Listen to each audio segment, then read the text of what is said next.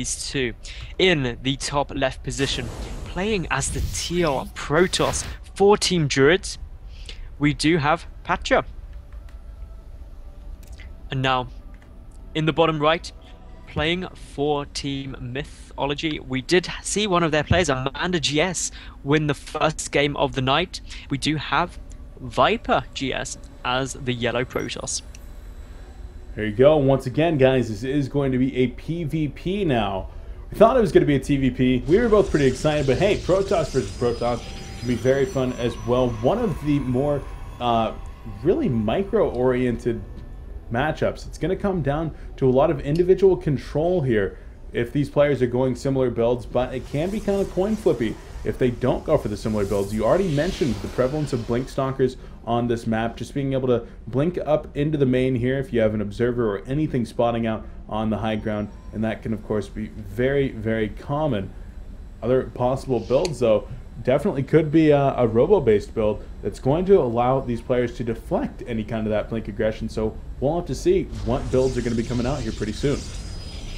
I think one of the coolest things with PvP is that you get an extended early game, in my mind, that things like those Blink Stalker pushes, those War Prism drops, anything like that lasts for potentially 10-12 minutes. But then after that, you get this kind of lull where they decide, actually, we've had enough of this, we need to tech up, we need to get Colossi out. And that can add in a really interesting dynamic as well, because it is somewhat late in PvP, all about who has the most Colossus. War of the World style right there, and we'll see if we get to that point. But right now, both players opening up relatively similar, and unfortunately for MythViperGS, despite having the similar build, he is just a tiny bit behind in workers and in building creation. It looks like he had just a slightly different build, going for an earlier second pylon than his buddy over there. Oh, actually no, DruidzPatjuh chose to drop the pylon in kind of an obscure location, going to be scouting out that area where blink is so common. Blink is indeed one of those things that I'm really expecting we're going to see. But, of course, you've got the risk as well. Oh, that was very good. We see the Viper cancelled the second gas after the scouting probe left. Mind games already. Now I'm just screaming, my alerts are, hey, is this going to be a 4-gate? Because that is something that would really catch Patjuh off guard. So, well.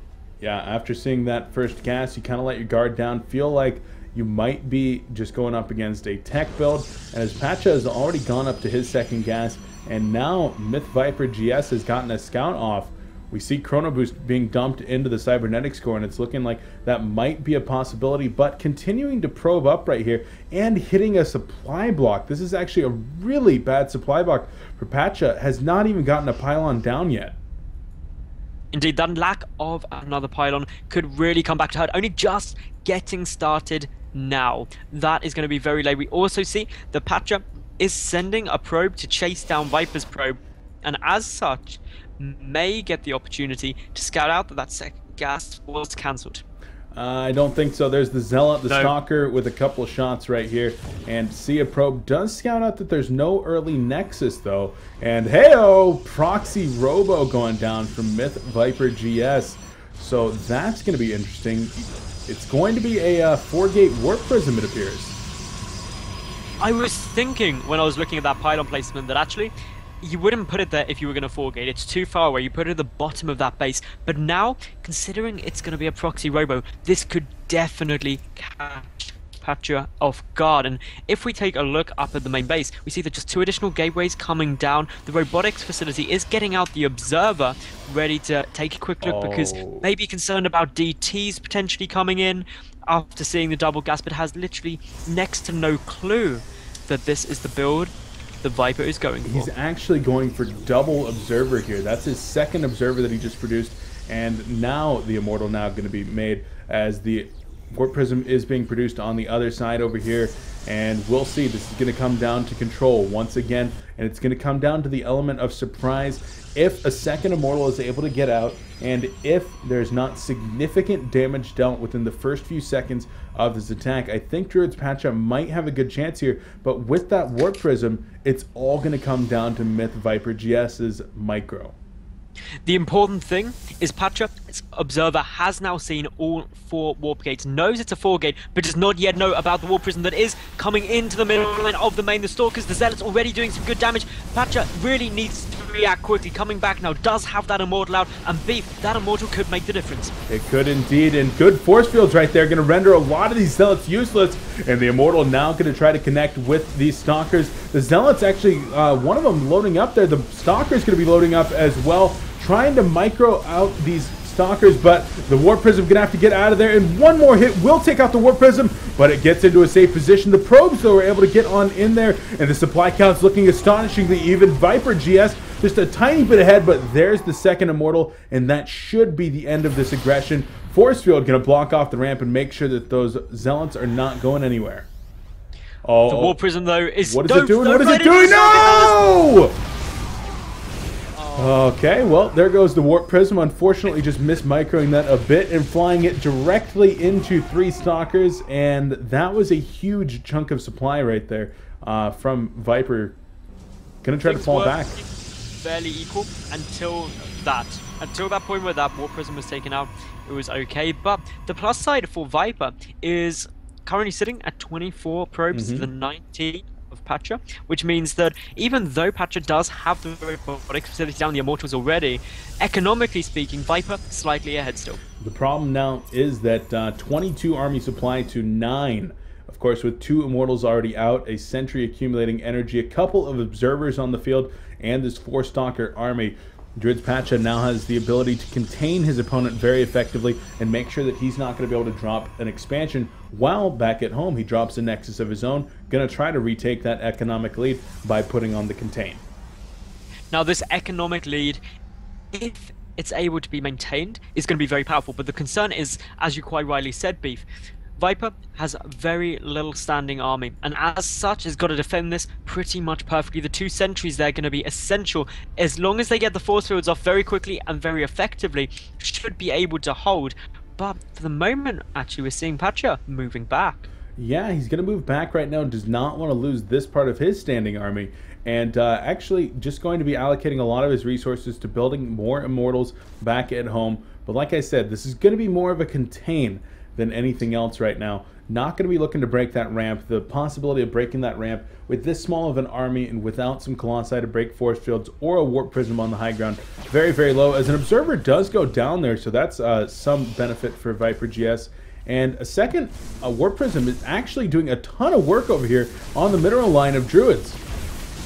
Yep, we're seeing damage getting done so quickly. Those Zealots did manage to pick up a couple more workers. Viper has now killed 20 probes this game, but sitting outside of Viper's natural is this small force of Stalkers and those 2 Immortals, and that's going to be the concern. But Viper will see it now with his Observer, and as such will be able to start its nice force fields. Beautiful force fields right there. Going to be able to easily kill this Stalker, and most likely the Immortal. Yeah, the Immortal going to go down, and so will the Stalker.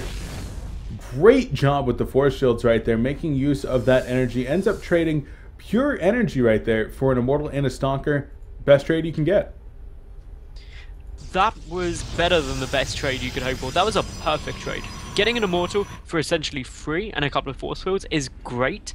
And now we see that actually Patjuh, his standing army, isn't looking quite so sizable. Viper has actually taken the lead after that, and when you factor in the fact that it's 24 to 23 probes in favor of Viper as well, this is starting to get to be a very close PvP. It is indeed. Now Patjuh, though, he will have the ability to double produce probes, and Mr. MythViperGS, he was sitting on 24 probes for about 7 minutes without producing a probe, so was not actually looking to extend that economic lead, was simply looking to build his standing army, and Patjuh able to kill this robotics facility on the other side of the map, so one of the 2 robos go down, but a couple of Immortals loaded up in the Warp Prism and a robotics bay on the way. We got Warp Prism speed coming out. Warp Prism speed always gives us some awesome times. We also have Viper now getting his first Colossus out.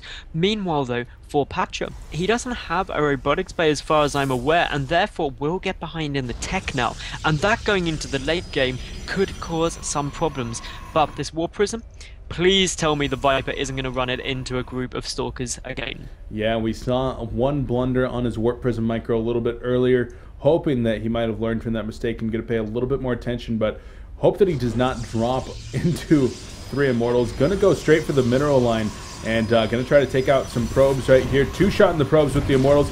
Continuing with this worker harass, grabs a total of 3 before having to evacuate, and very effective harass. Indeed it was.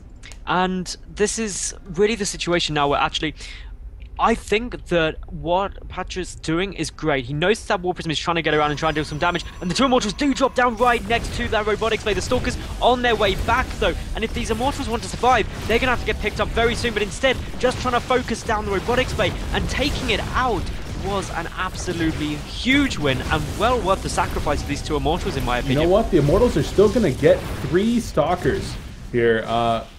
Wow, they could have even gotten maybe 4 Stalkers if the Focus Fire had come out just a little bit better right there. But yeah, definitely the 1 Warp Prism and 2 Immortals to take out the Robo Bay and prevent the construction of Colossi even further. That is a huge win. However, the Immortal numbers now pretty heavily favoring DruidzPatjuh, as there are 0 coming out from MythViperGS, and DruidzPatjuh is about to have 4. So even with those Immortals, without the really strong gateway and Immortal-based army to protect them, they can become very vulnerable. He can, and that's the problem. That if you do get into that vulnerability spot, then actually your opponent can try and exploit that quite early on. But what we're seeing Patjuh go for now is instead a Dark Shrine. He clearly feels like he is behind after losing that Robotics Bay. I don't know if I take a look at the vision of Patjuh, I don't believe he's actually seen the Robotics Bay for Viper or any of the Colossi. So just assuming that that'll be down. Extended Thermal Lance though is only half done. So that leaves a little window of opportunity Patjuh could try and go for, but the longer this game goes on, the further ahead I feel Viper gets. Yeah, he's looking pretty good right now, but the worker lead completely even, and like you said, gonna need to really start catching up with the Colossi, maybe drop another Robo, but going for the upgrades now, something that we don't always see here in PvP. Both players gonna be going for them. Blink going to be coming out of Patjuh, going to try to put on some harass that way, and using his own Warp Prism. Does not have speed though. Should be able to pick off a few probes right here, which might be able to help him out quite a bit. And here we go. The Immortals not going to unload just yet. Giving a little bit more time as Zealot's going to be warped in. Oh, going for the Robo Bay of his opponent now. And Zealot's going to be able to assist on this. The Robo Bay just gets absolutely, well, hold on. Target it down. There you go. And now the Immortal's going to be lifted up. Might be able to grab a Zealot. Nope. Just going to escape with 1 Immortal. So trading their Robo Bays now, but already seeing those Colossi numbers. Those Colossi numbers are certainly very scary, Beef. There's 4 out already for Viper. He's got a 14 Zealot lead, and the only thing Patjuh's really got going for him for the time being are those DTs, but they've got to come and do some damage, because if they don't, it could potentially mean the Viper's army is just too high and too large right now. But yeah, where is the Observer? That's what I want to know. Observer just running over the watchtower. Yes, yeah. He's hanging out here in the middle, and the Observer on the other side, I have absolutely no clue where it is. It's somewhere. That's all I know for sure. Somewhere indeed. Right now we do have a 22 supply lead and a huge we've got a drop lead coming into Viper's base now. We've got that Warp Prism warping in for 3DTs and a Zealot, and that does fall though with the Immortal inside it. But with no Observer here, it is getting chrono boosted out though, so these DTs not going to have that much fun. But yeah, the Observer does come out right here. The Zealots and the Stalker going to easily be able to clean this one up, while in the middle another DT doing some work. Where did that Observer go? There was just one, but it went to go scout the third, and did actually, I believe, let me check here. No, it did. It stopped literally just a hair before spotting out the third that was just dropped. That is so incredibly unlucky. A couple more pixels forward and he would have seen that that third base was down, and that, if Viper had seen it, I think would have triggered a full-on push across the map, because if you know your opponent's trying to take that third, then actually you can try and push in and really punish that. But instead now we see Viper moving up as if he wants to take his own third base for the time being, but hasn't quite thrown it down yet. Yeah, and I'm really starting to get concerned here for Patjuh, choosing not to go for the Colossi route while his opponent is now double producing the Colossi. What is he hoping to do? He's trying to get ahead on upgrades. Chrono boosting out 2-2 right now. He's got Charge on the way in addition to Blink. Is he really going to try to fight like 6 or 8 Colossi with a gateway-based army? It would be a brave move, is what I'm going to go with. There are other adjectives I could use to describe it, but brave is the one I'm going to go with. But there are the 3 Immortals there, but I just don't think that's enough damage. There's so many Zealots out as well for Viper. He has still got an 8 Zealot lead. That allows him to tank up so much of the damage. Upgrades are going to be equal, and as such, I just think those Colossi are really going to swing any engagement into Viper's favor. Yeah, I think Viper's got a pretty good plan going into this, and the probes, after just being transferred into the third, are now going to back up from the third. They got 1 wave of mining off before this third is going to go down. The destructible debris being cleared out, and, well, the higher probe count of 53 workers here for Patjuh not going to count for much, as those are not combat units. Charge just finished up there, and down goes the third Patjuh. All of a sudden, here's Death knocking on his door. Knocking on his door. His Death knocking on his door. There you go. Do you have many Nors? Shout out to Bella Noir. Indeed. So, the Colossi, they've done the damage. Well, actually, Viper's army has just done the damage it needs. It's picked off that third base while he's securing his own. And late game Starcraft 2 is all about taking your own expansions and denying your opponents. So, Viper really taking a commanding hold of this game at the moment. The 1TT is going to be coming in. There's a photon cannon at the third. And there is now one at the natural as well. So, that DT is going to do a grand total of nothing. Well, it's going to try to come around the back and circumvent this photon cannon, which might actually allow it a good position, but a beautiful pylon right there really does limit the amount of space that the Dark Templar is going to get. Forces a cancel on that pylon, and we actually see a huge portion, pretty much all of MythViper's army coming back to try to defend this. Now just going to use the singular Stalker to try to finish out that DT, and will be able to do that. But DruidzPatjuh taking this opportunity to try to move out onto the map. He's working on extended thermal lance. He needs to not engage before thermal lance is over. But, oh, just trying to go for a feint right there.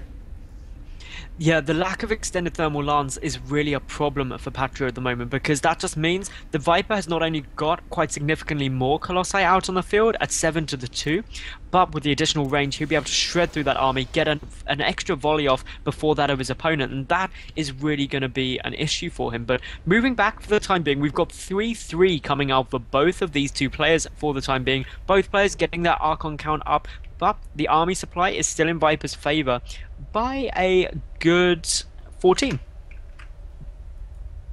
Observer speed has actually come out here for MythViper, as you see his observer just really flying around here. I really do like getting that upgrade, and now the Stalker is going to be trying to chase it. One probe had made his way down here to the 8 o'clock position for DruidzPatjuh. Looked like he was going to try to perhaps take a hidden expansion. Really does need to get that income up, and MythViperGS going in right here, and all the probes go down. A total of 39 workers now being killed, and DruidzPatjuh going to try to keep his opponent pinned in there and really try to get good positioning on this next engagement. Now, it's okay trying to pin your opponent in a tight spot if your army is larger and you think the engagement will help you. But to be honest, Viper with just so many Colossi out, it would never go too well. So I think it was right that Patjuh didn't try and contain him there and actually got back to be defensive at his natural. But as you rightly pointed out, Beef, Viper, 3 bases, Patjuh, 2 bases. His main now mined out completely, and that means that if we bring up the income tab, we can actually see the Viper very far ahead in both the gas and minerals per minute. Yeah, he's looking very good and needs to get that third down. We will see the Nexus dropped at the natural third once more, but MythViperGS quickly approaching that 200 supply mark with 3-3, and his army composition looking absolutely fearsome right now. Maybe too many Zealots, 25 Zealots in this composition. Wouldn't mind seeing some of those traded out for some Archons, but it's looking really, really strong for him. Needs, when he hits that 200 supply mark, he needs to make use of that supply and start trying to trade out. Otherwise, if he goes for a 200 supply against his opponent of 200, that fight might actually go poorly for him just based on positioning, and that might be the avenue that DruidzPatjuh needs to get back into this game. I think that's a fair point, that if you are up to 200 supply, you've got to go and engage. There's, to be honest, been quite a few points where Viper could have just gone for it. But as we see, Patjuh is coming back into this game and even trying to sneak his army around the side, but it does get spotted by some of Viper's units, so therefore we'll have to pull back for the time being. But late game, it's all going to come down to the army positioning. But Viper here looks like he's going to get a good angle. He's catching some of Patjuh's army off guard. Oh yeah, a from huge concave coming out right there. And War of the Worlds indeed, but Viper getting a really good angle. Down to 100 supply right there. The Archon's going to try to charge onto the left flank right here, but they're just in full retreat. Now Archon's on the right flank from ViperGS, shredding through the teal Protoss, and down to the last two Colossi. They're just standing still. GG, well played comes out, and MythViperGS going to advance.